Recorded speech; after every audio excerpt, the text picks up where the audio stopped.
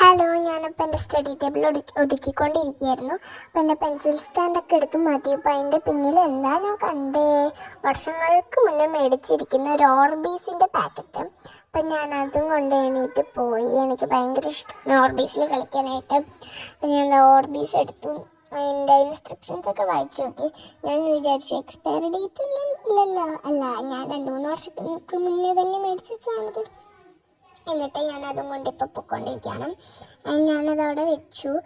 ഇനി ഒരു പാത്രം വേണം നമുക്ക്. അപ്പോൾ ഒരു പാത്രം എടുക്കാം കേട്ടോ നമുക്ക്. അപ്പോൾ ഈ റെഡ് പാത്രമാണ് ഞാൻ എടുക്കുന്നത്. മറ്റേത് അതിൻ്റെ മുകളിലിരിക്കുന്ന മാറ്റി വെച്ചിട്ട് ഞാനത് അപ്പുറത്തേക്ക് എടുത്ത് വെച്ചിട്ട് ഇത് തുറന്നു കേട്ടോ. തുറന്ന് കാണിച്ചു തരാണ്, നിങ്ങൾക്ക് അറിയായിരിക്കും, എന്നാലും ഞാൻ കാണിച്ചു തന്നു, അത്രേ ഉള്ളൂ. ഇനിയിപ്പോൾ നമുക്ക് തുറക്കാം. തുറന്നപ്പോൾ എന്താ, വേറെ ഒന്നുമില്ല, മറ്റേ മണിച്ചിത്രത്താഴിൽ പഴയുന്ന പോലെ സാധനങ്ങളൊന്നുമില്ല. എൻ്റെ കളിക്കുന്ന പ്ലാസ്റ്റിക് വെജിറ്റബിൾസ് ആണ്. അപ്പോൾ അതൊക്കെ ഞാൻ എടുത്ത് മാറ്റി നിലത്ത് വെച്ചു.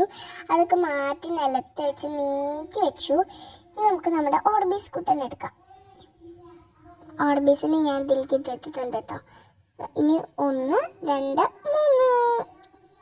3 ഇത് കാണിക്കാനാട്ടോ ഞാൻ 1, 2, 3 എന്നൊക്കെ പറഞ്ഞ്. പിന്നെ അടുത്തുള്ള വാഷ് ബേസിൻ്റെ അവിടെ വന്നിട്ട് ഞാൻ കുറച്ച് വെള്ളം കളക്ട് ചെയ്തിട്ട് പോന്നു. വെള്ളമൊക്കെ ഉണ്ട്, അത്രയും ഒരു പകുതി കപ്പോളം വെള്ളം ഞാൻ എടുത്തു. ഇനി ഇതിലേക്ക് ഒഴിച്ചു കൊടുക്കാം കേട്ടോ. ഞാൻ ഒഴിച്ചു കൊടുത്തു, ഫുള്ള് ഒഴിച്ചു. നമുക്ക് ഈ ഓർബീസ് അതിലോട്ട് ഇട്ട് കൊടുക്കണം. ഇപ്പോൾ പിന്നിലാണ് അതിൻ്റെ ഓപ്പണിങ് വന്നത്, ഇങ്ങനത്തെ ഓപ്പണിംഗ് ആണ്. അപ്പോൾ അതൊക്കെ ഇട്ടു.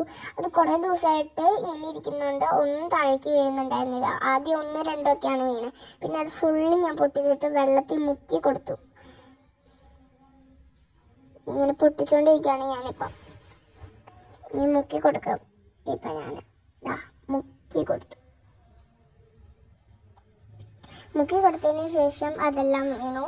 അപ്പം എനിക്ക് സന്തോഷമായി. എന്നിട്ട് ഞാൻ ഈ കവറിൽ ഇങ്ങനത്തെ കളർഫുൾ ആയതുകൊണ്ട് എനിക്ക് മനസ്സിലാവുന്നില്ല അതിൽ ഇനിയും ബാക്കിയുണ്ടോ ഇല്ലയോ എന്നൊക്കെ.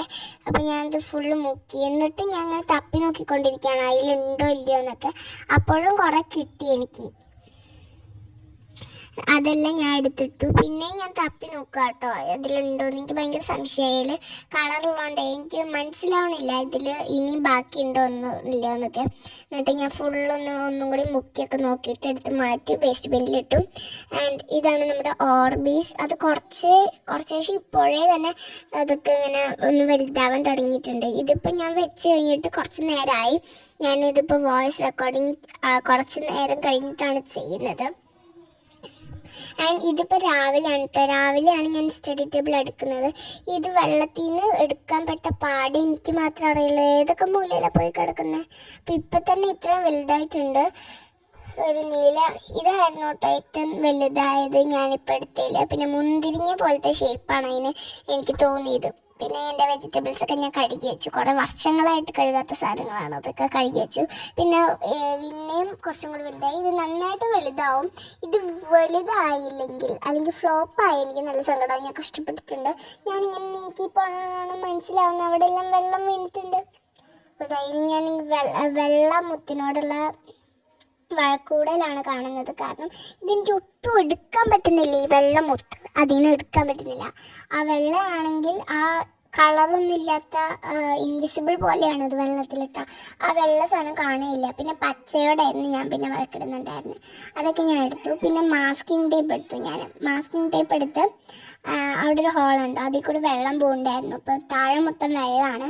ഇപ്പോൾ എന്നാലും ഞാൻ ഫോണൊക്കെ മാറ്റി വെച്ചിട്ട് ഇങ്ങനെ ഒട്ടിച്ചു കൊടുത്തു. സെക്കൻഡ് ലെയറും ഞാൻ 2 സൈഡിൽ ഒട്ടിച്ചു കൊടുത്തു. അപ്പുറത്തെ സൈഡിൽ ഹോൾ ഉണ്ടായിരുന്നില്ല, ഇപ്പുറത്തെ സൈഡിൽ മാത്രമേ ഹോൾ ഉണ്ടായിരുന്നുള്ളൂ. പിന്നെ വെള്ളമൊക്കെ ഇങ്ങനെ തുടച്ചളഞ്ഞിട്ട് ഒരു ചവിട്ടിയൊക്കെ അവിടെ ഇട്ടു. പിന്നെ അതിൻ്റെ മുകളിലേക്ക് നമ്മൾ ഈ സാധനം വെച്ചു. പിന്നെ എൻ്റെ വെജിറ്റബിൾസും അങ്ങനെ അപ്പുറത്തൊക്കെ വെച്ചു. പിന്നെ മുട്ട ഉണ്ടായിരുന്നു, അതൊക്കെ വെച്ചു. ഒറിജിനൽ മുട്ടയല്ല. പിന്നെ എൻ്റെ കാവൽക്കാരൻ പട്ടീനെ അവിടെ വെച്ചിട്ടുണ്ട് കേട്ടോ. പേടിക്കേണ്ട, പാവക്കുട്ടിയാണ്. അപ്പോൾ അത്രയൊക്കെയുള്ളൂ. ടാറ്റ. അപ്പോൾ പാർട്ട് 2 കമ്മിങ് സൂൺ.